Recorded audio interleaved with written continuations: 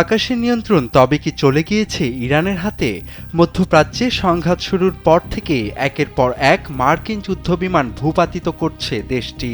এতে তৈরি হয়েছে নতুন প্রশ্ন, কোন প্রযুক্তি ব্যবহার করে এই সাফল্য পাচ্ছে তেহরান?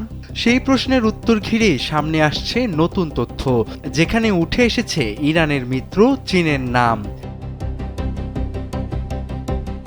ইরান ও যুক্তরাষ্ট্রের চলমান উত্তেজনার মধ্যেই জানা গেছে তেহরান বেইজিং থেকে 1000-এরও বেশি অত্যাধুনিক ম্যানপ্যাড সংগ্রহ করেছে।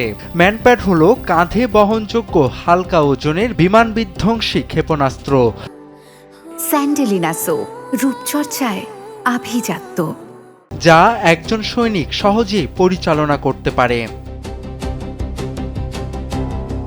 ফেব্রুয়ারিতে সংঘাত শুরুর পর থেকে ইরান ইতোমধ্যে বেশ কিছু মার্কিন যুদ্ধবিমান ভূপাতিত করেছে।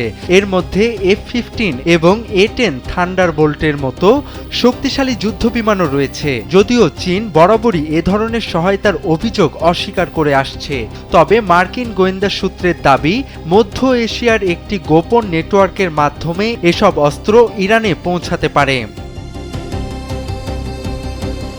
এই পরিস্থিতিতে ম্যানপ্যাড এখন যুক্তরাষ্ট্রের জন্য বড় উদ্বেগের কারণ হয়ে দাঁড়িয়েছে, কারণ এই ক্ষেপণাস্ত্রগুলো ইনফ্রারেড বা তাপ অনুসরণকারী প্রযুক্তির মাধ্যমে লক্ষ্যবস্তু শনাক্ত করে এবং কাঁধে বহন করে সহজেই নিক্ষেপ করা যায়, আর এই ধরনের অস্ত্র কোনো রাডার শনাক্ত করতে পারে না।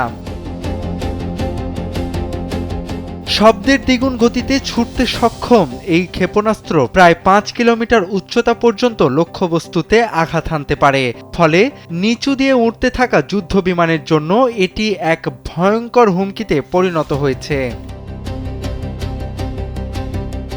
গেল কয়েকদিন আগে মার্কিন প্রেসিডেন্ট দাবি করেছিলেন ইরানের কার্যকর কোনো বিমান প্রতিরক্ষা ব্যবস্থা নেই, কিন্তু যুদ্ধক্ষেত্রের সাম্প্রতিক ঘটনা তার সেই দাবিকে প্রশ্নের মুখে ফেলেছে।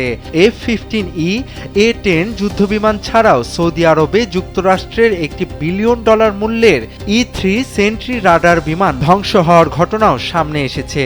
এমনকি একটি পঞ্চম প্রজন্মের অত্যাধুনিক F-35 স্টিলথ ফাইটার ক্ষতিগ্রস্ত হওয়ার খবরও পাওয়া গেছে, যা পরিস্থিতিকে আরও জটিল করে তুলেছে। বিশ্লেষকদের মতে এই সাফল্যের পেছনে শুধু ম্যানপ্যাড নয়, বরং উন্নত নজরদারি প্রযুক্তিও ভূমিকা রাখছে।